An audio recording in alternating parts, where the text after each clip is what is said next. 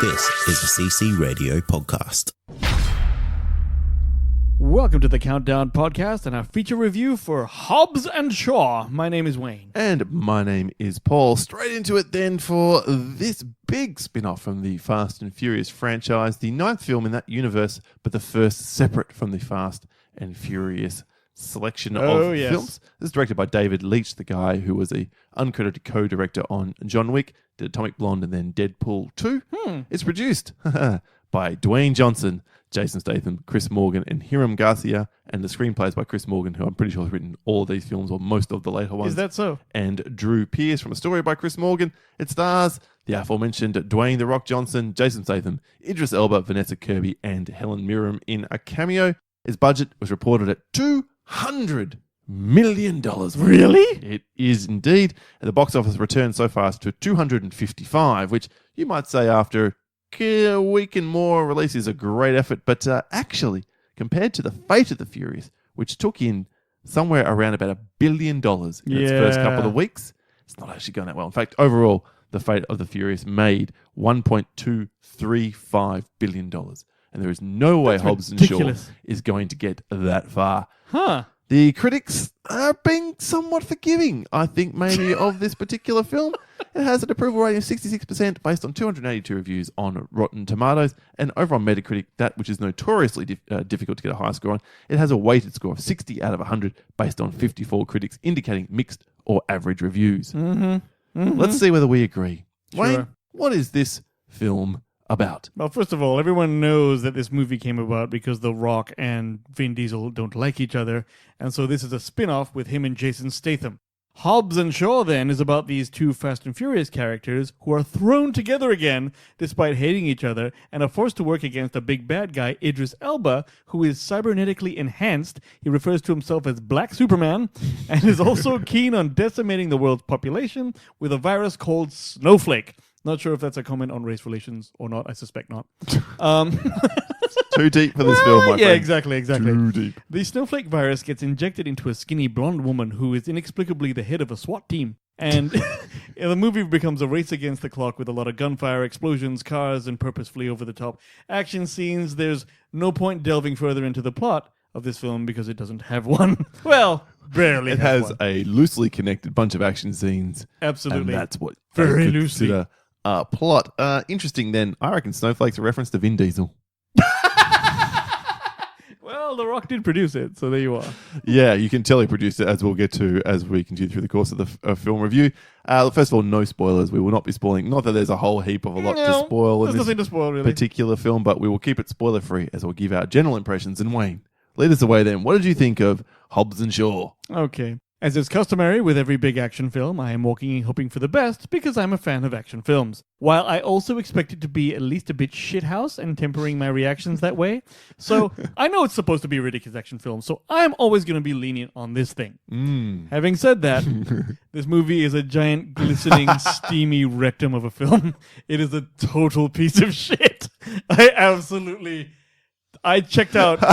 Twice. I checked out twice. You ever had that moment in a film where you're like... Oh, I had that moment in this film. Oh, yeah. You're like, oh, that's it. I checked out. And then something happened later on. And, oh, shit. I thought I checked out before. Now I'm checked out. I've checked out harder. Holy shit. It's like, bad. Check out 2. Check harder. Oh, God. I was like...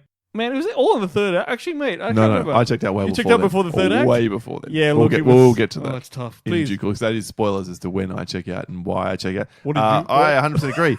Hobbs and Shaw, more like knobs and bore. Fair enough. Not bad at all. This film's garbage. It's garbage from scene one. No, it's not. I take that back. I have exaggerated for hyperbolic purposes. I actually quite enjoyed the opening bit. I thought the split screen where we're contrasting Hobbs and Shaw with their styles I get that. was pretty damn cool. No, it is. It feels like a 90s video game. Like kind of like it's like, oh, these two guys, they couldn't be more opposite, but they're kind of the same, you know. But you know what? They're going to have to throw together to defeat this potentially world-ending threat. It could have been just as well. They'll find a way.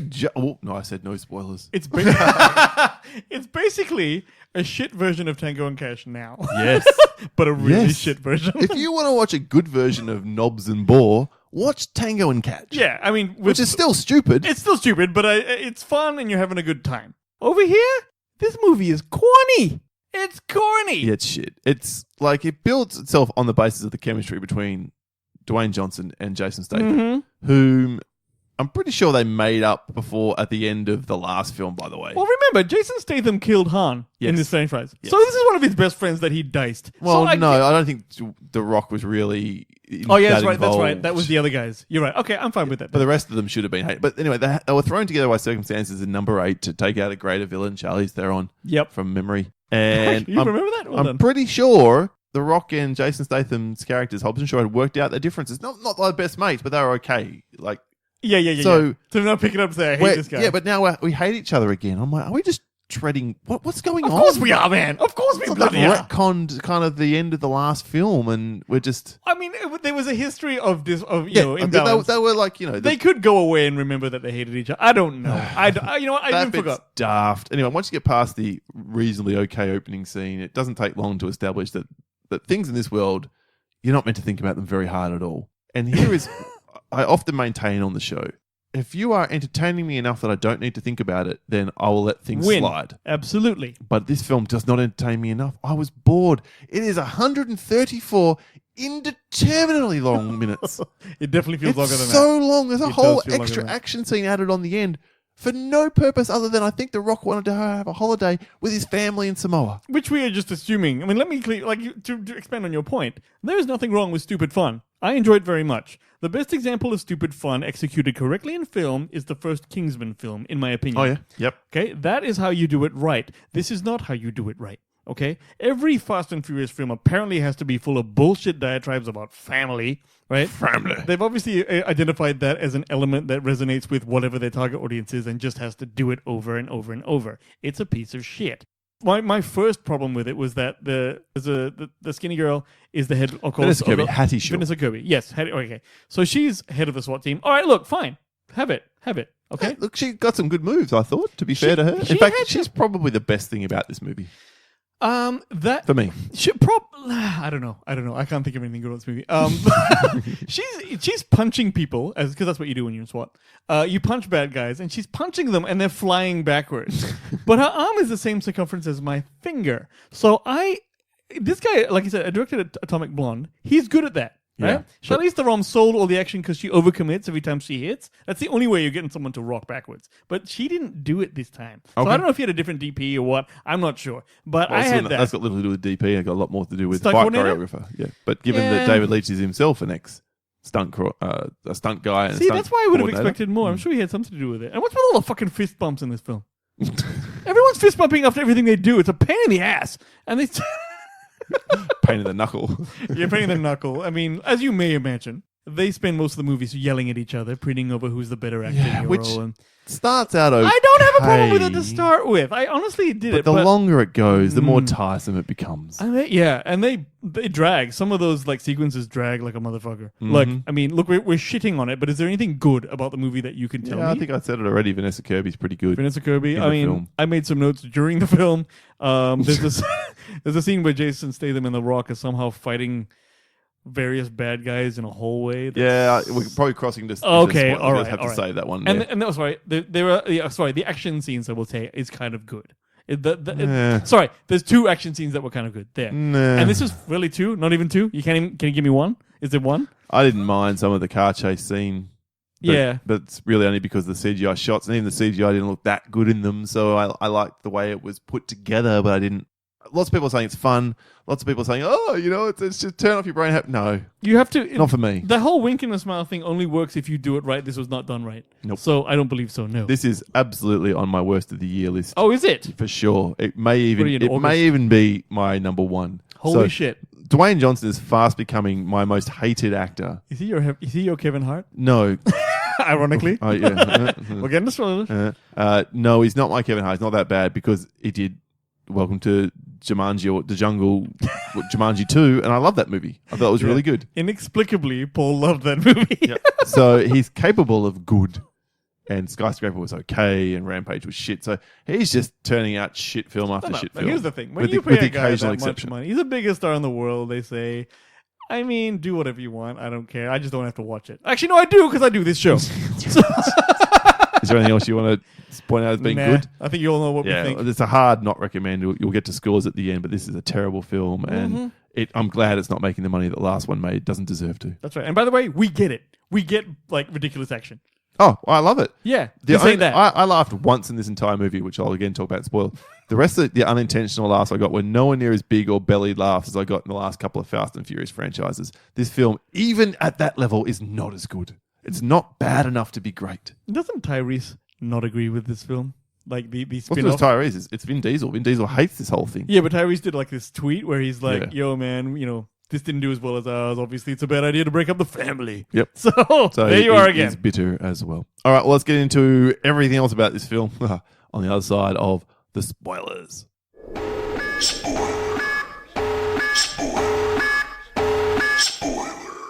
Why don't we start, Wayne, with where you checked out of the film twice? Sure. Now, I apparently checked out much later than Paul. The first checkout I had was when The Rock and his 200 brothers chose to face off against the armed soldiers wearing nothing but like the traditional garb of their Yeah, but that means you got like 100 minutes through the film. You're like, this is all right. Yep. No. I was already like, this is shit. But the checkout moment is where I can't accept it anymore. Okay. So I was already having problems, see? So they are using prehistoric weapons and are naked, basically. Going up against guys with guns and jeeps and fucking shit like that and helicopters and crap, okay? So I'm like, oh, come on, right? That was it. That was the first checkout. Well, I'll go you one better than that in that scene, which is the final scene of the film, which should never have taken place. There's an extra 30 minutes in this movie, which completely did not need to be. It's just, 5-minute grabs that could have gone everywhere. It's terrible. Yeah. But they know somehow that Idris Elba's, what's his name? I can't remember. Something Law. Black Jesus. No, that's Kanye West. Oh, right.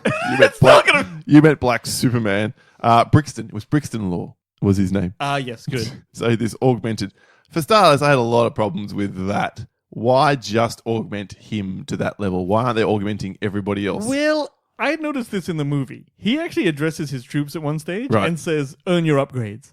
So it turns out some of them are enhanced, or many of them are. We don't see any evidence No, thereof. we don't. They look like normal dudes, and he's the Superman. And Statham and The Rock are knocking them down as if they're normal dudes, so that's crap. It's so inconsistently shit. Yes. That's shit. But they know they're coming, and they put flares along the road that they're coming in on. To show them that they're coming. Why not just put fucking bombs down? Yeah. Or have a line about, geez, if only we had bombs. Yeah, at least thin out landmines, Yeah. And they've got fireworks and shit and stuff that blows up in the air, but no bombs. Yeah, really weird. Just put a handful of fucking nuts and bolts in there, man. You'll just shrapnel them out. Yep. Anyway, so that's also shit. Yes, the traditional garb and standing there. Why would they just mow down at that point before they managed to turn off their weapons conveniently? Yes. Lucky. Yes, exactly. Centralized control of weapons, which I guess could happen, but why? I don't know. Yeah, and then what was your next moment? Okay, then the next moment, which is obviously right at the end of the film now. Oh my god! And I have to do this thing. Okay, at the end of the film, if you haven't watched it and you're listening to this, I totally understand because you shouldn't be watching this movie anyway. There's a scene where they have all their cars, of course, because it's a Fast and Furious film, which is being beset by this large attack helicopter. And The Rock somehow gets on the back of his pickup truck and throws this chain over the wing of the helicopter and snags it. The wing? You mean the brace? The leg? It's a wing because it's an attack helicopter. It's got wings with missiles on it. Yeah. Then, so now the helicopter is tethered to his car, and the helicopter is threatening to pull the car off the road and off a cliff, which is where they're driving. What then happens is all the rest of the cars come, and they somehow link up together from bumper to bumper to stop the fucking helicopter from taking off because of the combined weight. Now, there's a scene in here where they have electronic hooks that come up out of the bumper to link cars, which means they anticipated a helicopter trying to pull them all off a cliff. Or the need to link cars for some purpose. What a bunch of shit. Then there's a moment where apparently if the car that's at the end, which only has two wheels on the road because everything else has been dragged off the cliff, has got nitrous on it, which somehow it weighs more than a helicopter and the rest of the cars. This is the kind of bullshit we're talking about here. Yeah. But the scene that I got checked out on is that The Rock gets over, the chain comes loose from the fucking truck and it's about to let the helicopter go, but The Rock grabs it and he's now the thing that's linking the helicopter to all these Basically cars. saying the 8 cars weren't needed. Exactly, but also that The Rock can withstand that, and there's even a shot where Idris Elba looks at it and goes, "What?" And I'm like, no fucking way. That was the real checkout. So I just thought it was the whole piece of shit, man. I hate this piece of crap. I checked out when they were running down the side of a building for the first time. Now, that's one of the action scenes that I thought was at least... I hated it. But it looked good. At that stage, I I'm like... thought the CGI was pretty Really? average. They're running down a building? The physics laws in that were even more dubious than most of these films. I was still in then. I'm like, okay, I like this scene because it looked nice. But then we had a scene where Hobbs and Shaw having lost... So, by the way, okay, I think the film's trying to tell us that, or trying to lead us down a path that Vanessa Kirby's character, Hattie, isn't related to Jason Statham. And the only weapon in its arsenal to convince you of that is the fact that the two of them are 21 years different in age, which would be fine if not for the fact we get... Yes, in real life. If not for the fact that we get flashbacks showing that they are 2 years different in age. That's right. Fuck this movie. That is so fucking dumb. How old is Vanessa Kirby presented to 31. be in this film? 31. Well, she's 31 in real life. He's 52. In real life? Yes. Oh, he's doing very well. I would have bought him as a 30-something. Probably, if I had to. But, like, Hollywood, come on. Oh, man. It's ridiculous. You're right. But, like, at this stage, that's the least offensive bullshit. So that's stupid that they try, because I immediately went, well, that's clearly her. Yeah. That chick. And then we have a scene where Jason Statham goes to her apartment for no apparent reason except to have an action scene. Oh, and to link that he must know who she... Fucking idiotic. Cut that whole 10-minute bullshit out. But you know why it's in there? Because it's a reveal? No, it's in there because in both Statham and The Rock's contracts is a I must not be seen to be a bigger pussy than the other guy clause. Is that so? Which literally means the number of punches that they take or the times they get knocked down must not be greater than the other guy. Can you really fucking believe that's this? Real? Apparently. I mean, I'm not surprised, but that's real. So they have to add in extra scenes to bring all this shit up to be equal. Wait a minute. There's a scene in the movie where the two guys inexplicably go down a corridor. Which you referred to earlier. Yep. Which is separated by a piece of glass. Mm-hmm. I don't know who builds that corridor, but whatever. Well, yeah, why? Why have these two corridors with perspex glass where 20 dudes are on one side watching one dude work on a piece of equipment on the other? Exactly. And how do they decide to measure that? So listen, guys, they could come down either of these corridors. All of you go down one corridor, and the big guy, you go down the other one. All right? And by the way, in that scene, Jason Statham kicks ass and busts all their asses, even though they got guns and shit. The Rock takes out one guy with a hit. So they must have had to really, like... Jason Statham made like 2,000 hits. The Rock makes one. How did they fucking filter that? I think in that final scene, The Rock does more shit. Jason Statham's doing a lot of driving and stuff. Yeah, and The Rock Rock's is doing like a lot of everything shit. else, including holding fucking... Ah, God, what a bunch of crap. It is so such crap. that really shabby. But the moment I really checked out is when they've lost Hattie and off she goes and they have to rescue her from the Ukraine or wherever the hell it is, the big action sequence there where the corridors and all that stuff and they get caught and tortured and blah, blah, blah. They... stop in on Jason Statham's ex-squeeze. I'm not sure they ever quite... Well, first of all, they pause in his underground base where he's got 17 cars, including the car from the Italian job, where he goes, I did that in a fucking car. Look, I kind of didn't mind that. I'll be honest with you, I didn't mind that. That was dumb. Just have it there. Don't need to fucking point it out. It's enough to see it there. But this is the kind of movie that it is. Well, see, this is the thing. It's insulting. You know what? I should clarify here. If you do something like that, or the two wheels, or the helicopter in a film, you just have to make it very obvious that it's a parody. This was not played with the correct tone to make me laugh, only to make me cry. So, anyway, then they go and visit somewhere in Russia. Yes, that's right. This change location. Group of models who are all... have just taken out a bunch of Russian mobsters with their superior skills and their breasts hanging out. Yeah. Which is like, what year are we in? There's that, but it's more. And that's all they exist for. The thing that offends me most is just the fact that they didn't execute it correctly. No, like they literally just have. There's one Asian one, and there's one blonde one, and there's one Latino one, and there's one African American one, and it's like, what the fuck is going on here? I'm done. Fuck this movie at that point. That doesn't offend me as much as the fucking stupid chain. So, I don't know. But I'm saying I was done well before that point. Yeah. I was done well before then. And I hated that whole last scene. It just felt like The Rock's flexing his not inconsiderable muscles so he can go and have a holiday himself and drags the whole production. Well, he's a producer, man. That's how it is. You go fucking home. hated this By the way, movie. what did you think of the cameos? Oh, yeah. But Ryan Reynolds is terrible. Ryan Reynolds. He's just playing Deadpool. You know what? Ryan Reynolds was fine. He was given shit lines. I disagree. Really? I think he was given a market a hit and he went in his way and it just doesn't work because he's just fucking doing Deadpool again.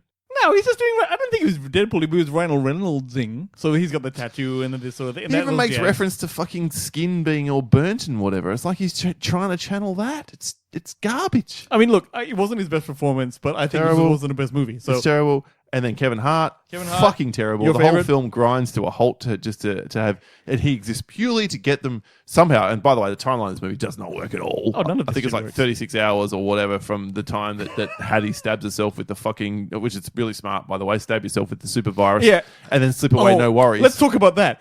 For some reason, the virus, which by the way, when it's spoilers, extracted from her, we're in spoilers. it fits in a vial. Yep. All right. But for some reason, when they're transporting it, it's only fitting in this massive unit, and the only way to get it out is to inject it into yourself. But it can clearly be carried as a vial. Why wouldn't it be? This is ridiculous. It is absolutely It's ridiculous. a piece of shit, this movie. So yeah, 36 hours, give or take, I think they make the point of saying. So somehow they've gone around this entire world. How long do you reckon it takes to fly Yeah, there were many. from London to Ukraine? Ukraine, Moscow, you know, whatever, in yeah. buttfuck Ukraine. And then from buttfuck Ukraine to Samoa, and then have time still for the next morning. Couple days traveling. Maybe. I would think at least. Yeah. And we live in the most isolated major city of more than a million people Yeah, in and the it world. takes a couple days to get anywhere from and here. it takes, unless you're just flying in Australia, it takes fucking forever to get anywhere. Oh, yeah. And we 70 have an hours. airport like 10 or 15 minutes right from here. Totally. So what the fuck? No, they've got no time That for all doesn't this work shit. at all. And so they create this Kevin Hart character just to get them from A to B, apparently quick enough. Oh yeah. Oh man, that's only one of the contrivances. There's one bit where these guys run out of a house and there's a lawn, like a big huge lawn, and there's an F-15 like fighter jet waiting to take them somewhere. I'm like, how did that land, everyone? It's not a Harrier jump jet that goes straight up. It's a damn Strike Eagle fucking fighter jet. No problem. They can just go. It's fine. All right, I think we've bashed this enough. We need to wrap it up. This is Okay. a piece of shit. Yeah. How big a piece of shit, Wayne? What are you giving it? How big a piece of shit? Yep. At the end, The Rock says, "You may believe in machines, but we believe in people." That's him admonishing the bad people. It is the corniest, dumbest shit That's ever. as corny as the volcano in like when everyone's covered in ash. Hey, we're all the same. Balls. Yeah, you're right. This is 23. 23. All right, I'm going slightly lower. There's a shock. I'm giving this 18. 18. There's a moment in this film where The Rock says to Jason Statham, working with you is like dragging your balls across broken glass. Watching this movie is that way, Dwayne Johnson. I was just, you know what? If it had been as good as one of the Fast and Furious, which is not good, okay? I don't like. But I find them entertaining. The first one was great, not because it was great, but because it was. I find the last funny. couple really entertaining because they're so dumb and over the top. I think Fast 5. I But they've liked. got, Yeah. you know what it is? Here it is in a nutshell. Final thought. They have this large group of characters who you don't ever spend too long with any one of So you're them. not bored with Right? like, So you know- and they all have this, in the world it is, this sort of lived-in relationship and they are bouncing off each other. Whereas when it's just these two and Vanessa Kirby desperately trying on the outside to sort of act as moderator, it's tiresome. it's the same note. It'd just be like Vin Diesel versus The Rock it's tiresome. Yeah. But when there's 4 or 5 other dudes and girls in Yeah. there as well You to get mix to it dance up, around the it's stuff. all right. Yeah. Like we get a little bit more going on and that I do feel more connected. There's more charm. Having said that, there have been like great pairings and like, you know, like Lethal Weapon or Of something. course they can They're be. playing Yeah. different notes or whatever. It's just a deeper relationship. So who knows? Yeah, a piece of shit. So don't see it. Don't at all. That's our review of the countdown. A massive fail for Knobs and Boar. By the way, lots of people obviously have seen this movie. So if you don't agree, And lots of people don't. yeah, We are if as you love down it, as hit us up, man. any review that I've heard, to be brutally honest. But that is I'm kind of Lots pleased of people, that you hated it as yeah, well. lots of people. Like I've seen online reviews of people, like well-known people, they quite liked it and genuinely said it was fun. I thought it was ass. Yeah. So there you All are. right. If we got it wrong, or indeed you just want to talk to us about any other thing, you can hit us up on email at thecountdownpodcast@gmail.com, on Twitter at thecountdownpc, or in our Facebook listening community, which is probably where we spend most of our time. Check for or search for the Countdown Moving TV Reviews on Facebook to find that one. We're hosted by Podbean, and indeed you can find us at ccradio.com.au, our Australian website, and check out all the other great shows as part of the network. Sweet. That is it from us today. We'll be back next week with another feature review, of course, the main episode out on Tuesdays. My name is Paul, My name is Wayne. and here is a message for the Fast and Furious from the soundboard. I fart in your general direction. Finally an apt one. All right. Catch you next time. I'm on the next level, next level, on the next level. They all trying to catch up to my next level, next level, on the next level. Check it out, check it out, check it out.